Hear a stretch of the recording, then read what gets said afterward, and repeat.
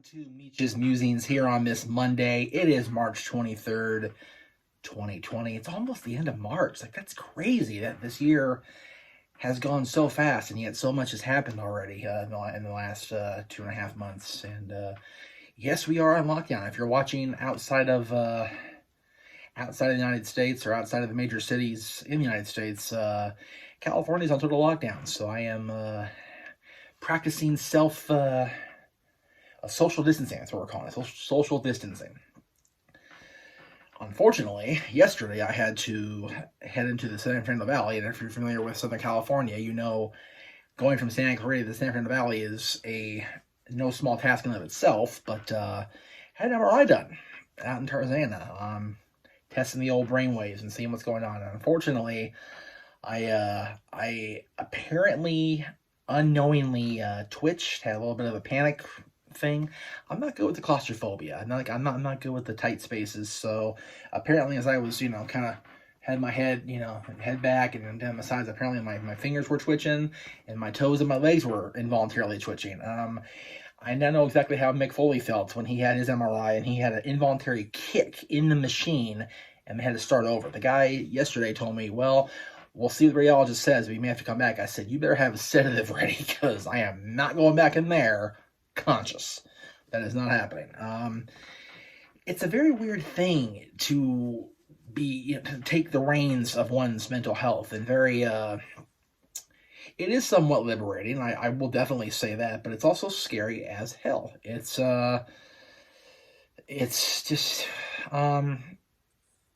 you guys have seen my post the last couple of months, and I've not been quiet about the fact that I'm dealing with something beyond my knowing recognition of what is taking place up here. I don't know what the future holds for me, and I guess I've always not known because, my adult life has been kind of chaotic. But remember, my adult life, the first 5 months of my adult life were head trauma free. Ever since then, though, it's been the fallout from the original skull fracture, concussion, all that happy stuff I suffered when I was 18 years old. So, I just turned 37. My dad had a birthday yesterday. My poor dad drove me all the way to Tarzana yesterday on his birthday. And then we came home and had a wonderful stuffed cabbage, Polish sausage combination meal. Kudos to Mama. It's a great dish, great time.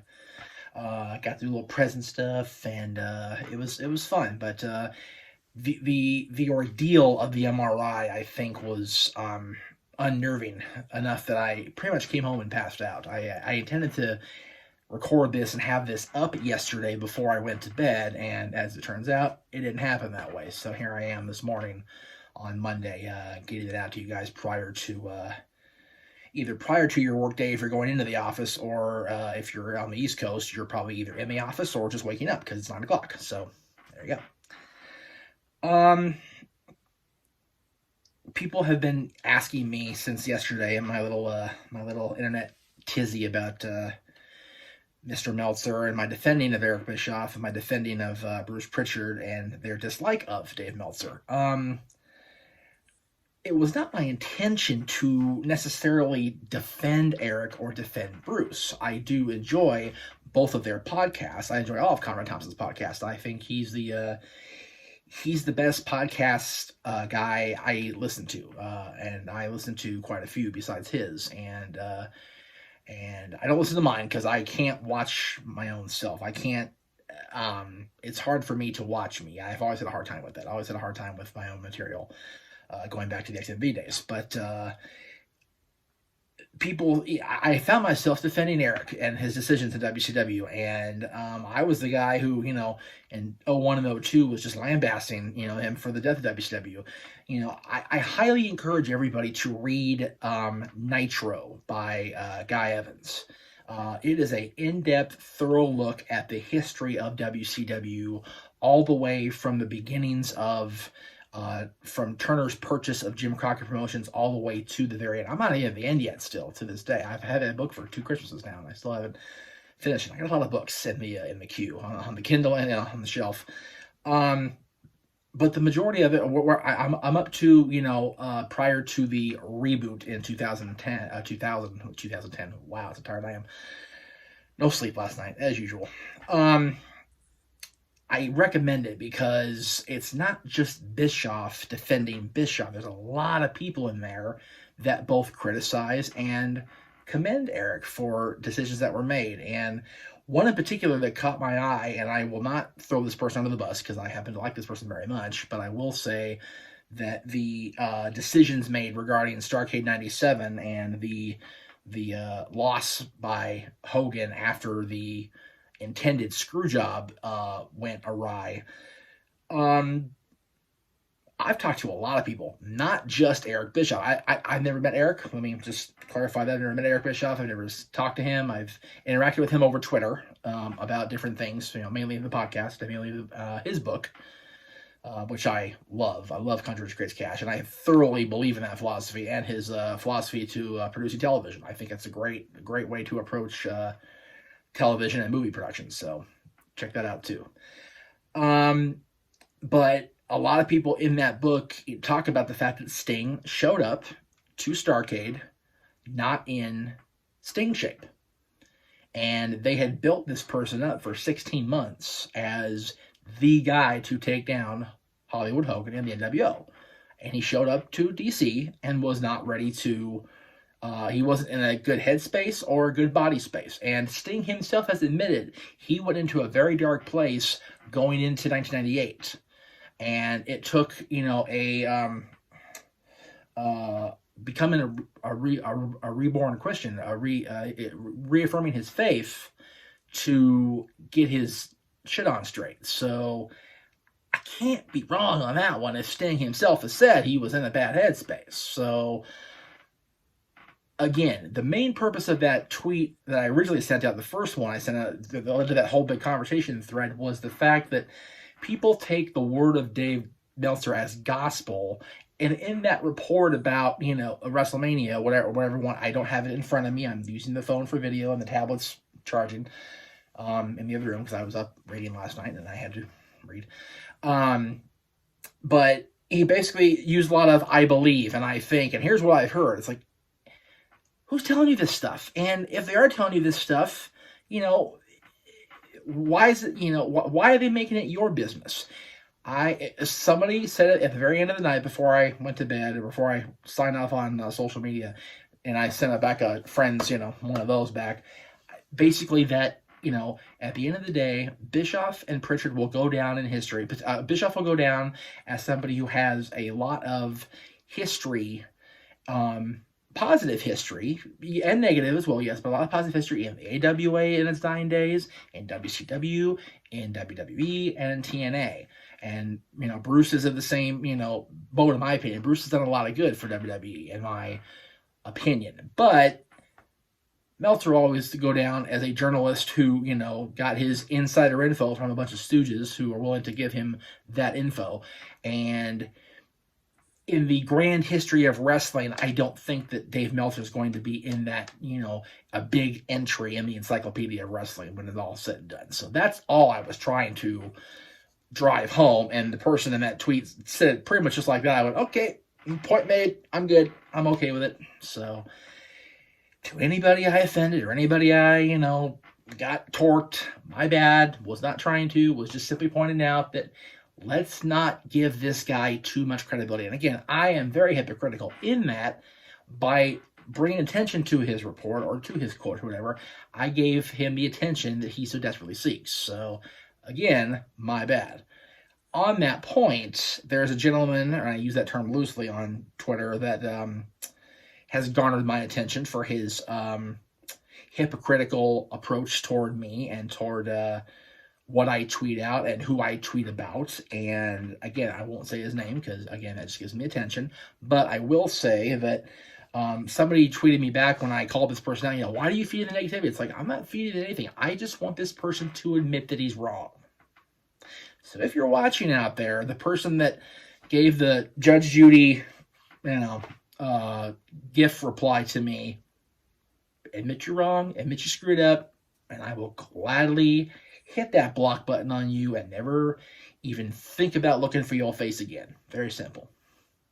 Because I don't care. I'm good on making people's lives entertaining from me to my tweets and my stuff, making people keeping people entertained during this craziness. I put it on Facebook yesterday as we all delve into isolation madness. It's like, it's really the case, but you've got my podcast, you've got Aaron Rift at NoDQ.com, you've got Greg Cherry doing the live stream yesterday, and I unfortunately had to miss that because I was out in the valley doing my MRI. But I highly encourage you guys to seek whatever positive form of entertainment and joy that you can find out there, be it on social media, be it on streaming platforms, be it on regular TV, while they exist, because it's either going to come down to the fact that we're going to get through this thing, or it's going to get worse. And if it gets worse, we're going to lose a lot of live entertainment as far as live televised entertainment. So, hey, the good old boys in NASCAR, as Pete Rose would say, did a simulated race yesterday on FS1. I thought that was the coolest damn thing I've ever seen. It was so cool to know that the guys were all in their own houses, doing the race. I forget where they were, so forget where the race was supposed to be. So I forget what track they were on yesterday, but it's cool to see stuff like that. And the fact that they're all stuck at home like we are, and they're going, bored out of their gourds like we are, but they're finding ways to stay entertained, stay positive, and keep us with a smile on our face. And that's what entertainment's all about. That's what being in the public eye should be all about. Let me just say should, because a lot of people don't believe it necessarily. Excuse me. God bless Crystal Light. I'm telling you, folks, this stuff right here, I'm going to do a little free shill for Crystal Light here. There it is. Crystal Light, strawberry lemonade. I don't know how much they cost, but makes my water that much better and that much easier to drink. And I get my H2O, and it's good stuff. So, for those of you listening on Anchor that just didn't see me do the shill, I'd say it's a pink and blue bottle of Crystal Light liquid strawberry lemonade, because people on Anchor going, what's he doing? There's no sound, there's no noise. So yeah, I'm doing this on both platforms. I just don't have headset on because it's just conforming, and my head hurts from the MRI yesterday. It's just so. Let me fill you in on what the rest of the week is going to bring here on the Jeff Meacham Network. Yes, I did rebrand it twice last week. In a conversation with my old roommates, I was thinking of we were trying to think of a name for our little trio of people, and the phrase "never too soon" always comes up amongst us three, and I went, NTS Studios, that's brilliant. And I did Talk Wrestling on that platform on Friday, and I got a lot of feedback that said, what are you doing? The Jeff Meacham name has been established for 18 years, and why are you reeling back on that and come with this brand new thing and nobody understands, nobody gets, and it's like, you know what? You guys are right. So the Jeff Meacham Network is going to be the name going forward. I do have the guys over at the Night Shift, which is teespring.com/stores/the-night-shift. There'll be a plug at the end of the show for them because they designed the MEACHAMANIA shirts. So those are on sale.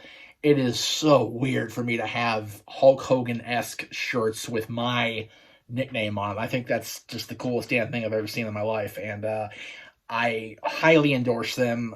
They look almost authentic as far as the actual styling of the letters. So definitely want to get that out there. Again, there'll be a plug at the end of the show for that. Wednesday on Wrestling Rewind, Greg and I this last weekend recorded here's what we really did, and here's what my day was like on Saturday. He and I got going about noon my time, and we recorded a voiceover of the Randy Savage Ricky Steamboat match from WrestleMania 3. Arguably the greatest WrestleMania match of all time. Again, there's debate between that and HBK and Taker, obviously, but I wanted to get Savage Steamboat in because I don't really watch that match the whole way through with an analytical view. I always just go, fanboy. So we did that. That's my teeth.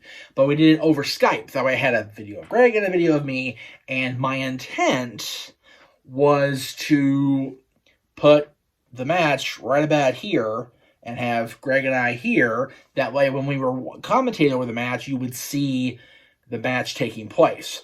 I did superimpose the match over the video and uploaded it to YouTube. That was Saturday afternoon after we were done taping, after Greg had signed off. Within seconds, the WWE copyright police went beep, beep, beep, beep. And I fully understand and appreciate where they're coming from. However, I have a huge problem with the selective policing. The problem is, I very easily found a clip that I was looking for a few months ago, maybe less than a few months, maybe a couple months ago. I was trying to find an unedited version of the Hulk Hogan defeat of the Iron Sheik in '84 for the championship in the Garden. And I found a complete start-to-finish clip of Mean Gene interviewing Freddie Blassie, interviewing the Iron Sheik. They cut to the ring. Sheik's in the ring, doing his, heel, I'm the champion stuff. And as Hulk walks through the hallways of the Garden out to the ring, they're playing Eye of the Tiger. It's the full, unedited '84 version of that match, the post-match, and everything. And it's on YouTube for free with no sign of being taken down. So I have a funny feeling that because it's Jeff Meacham, because it's no DQ, they have the red alert on us, and that's fine. So what you'll want to do, if you dare, is still come on YouTube here and watch Greg and I talk over it, because I did end up keeping the video of he and I speaking, and I superimposed some images here and there throughout the video. Not during the match, because straight up shit. But if you want to do what you always do with Wrestling Rewind, of course, you can go to Anchor or Spotify, Google, Apple, whatever the case may be, and listen to Greg and I and watch the WWE Network on your device, your other device. I think it was at an hour 41:15. I think is where the match starts on the WrestleMania 3 pay-per-view. So cue that up, and I'll probably record a little intro. Actually, no, I already have a can. Fuck it, I'm not even going to do it. I'm not doing more. It was a 9-hour day. It went from a 2-hour project to a 9-hour workday because of WWE's copyright bullshit. So I'm just kind of over it. So going forward, I will probably have Greg and I still do Skype, only because I want content on YouTube as well. So what I've noticed in the past is, or at least what I've done is, I've had, like Tony and Conrad calling a pay-per-view, calling a match on my phone, and the network on my big TV in my room. So, maybe you guys can do that since you're stuck at home. Video of me and Greg, kind of sitting here and, look up, and, watch our reactions, because a lot of my reactions on these stuff is facial. It's all in the eyes and the smiles and the shocks, so not so much the verbal. So that's why I wanted to do Rewind as both an audio and a visual platform, because I'm very expressive, as is Greg. So I really wanted to get the video portion out there. So that's Wednesday. So it is kind of a train wreck production-wise, but I did the best I could. So forgive me if it looks like shit. Friday, Talk Wrestling. I'm trying to decide if I want to do Talk Wrestling to go up Saturday morning or Friday morning, only because I want to try to talk about SmackDown that night if they do anything out of the ordinary. But what I would hope to do, and let me cross my fingers with my crooked old hands, I would love to do an hashtag Ask Me Anything. I'm going to put it out there as I put it out there Sunday nights on both my Twitter and the J Meach Podcast Twitter to ask me anything, and you guys have until Thursday night at midnight, so 11:59 or whatever, to get me questions. I'm probably gonna record it Friday morning, and I'll have it up probably midday. So keep that in mind. So I love asking you all's questions. And I know I answer you guys' questions on Twitter. I've been tweeting a lot. I haven't wanted to be in front of the camera because I've just been so down and so looking like shit. And I realized as I shaved today that while my face looks fatter without the facial hair, I like the performance side of the visual. So let's get the questions in. And what I can do is with with the YouTube part of it is I can superimpose your questions here like I did that one show. I enjoyed that. I enjoyed the act of producing the show. I miss that side of doing these things because Anchor does everything for you, man. You just you talk into it, push a button, and you're done. That's it. You just cut and paste. The YouTube stuff is much more fun and much more interactive for me to do. So I fully intend to continue on both platforms, audio and visuals. So let me know what you guys think. Get those questions in. Thank you for listening to me ramble. It's been over 20 minutes, and I'm just getting blah, blah, blah. So, again, Wrestling Rewind this week will be Greg and I watching Ricky versus Randy from WrestleMania 3. And Talk Wrestling will be Friday with your questions, hopefully. Hashtag Ask Meach Anything. For now, this is Jeff Meacham saying we'll see you next time on Meach's Musings.